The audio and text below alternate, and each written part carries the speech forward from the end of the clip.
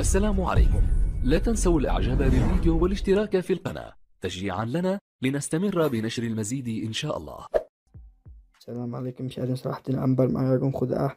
تقدر تطبقها الآن مع أصحابك، يعني كلها البطة هذه كلها مقلبة، يقول لك أيوه كلها خلاص تسحب لأي حبة تعجبك.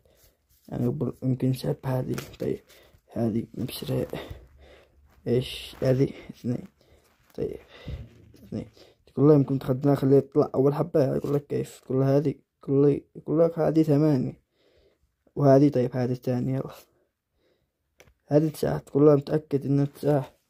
يقول لك أيوة. تقول له خلاص هذه الاثنين هذه حقك، سطرها أنا في البطانة. إيه يعني بالنص. تقول له هذه سطرها أنا تمام. تقول له بحركة بسيطة كل البطات فتحت، مهدا واحدة ما تفتحتش هي حقك. هذه رقم 2 يلا. هي الشرح كتير سهلة جدا. شوف كيف يعني شوف كيف شوف. طيب يعني كلها يعني كلها شوف كيف يعني تخلي البطة هذه يعني شوف يعني تخليها تفعلها تقلب 3 حبات بس يعني وتوريها كذا. يعني لما توريه لا توريش هكذا، لا تمسك البطة هكذا وتوريها كذا حتى إذا أما النهاية ما تبتنش.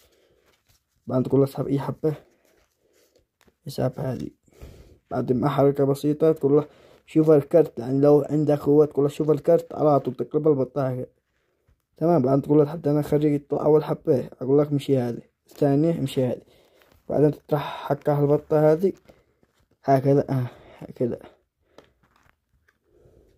كذا يعني تطرح يعني بالنص. بعدين تقول له تطرح هذه هنا. بعدين تقول له شوفه وقع في البطة حاجة كل الأوراق تفتحت، واحدة ما تفتحتش وهي حقك. أقول لك أي شيء كل هذا حقك. أي تفاجأ. يلا السلام عليكم.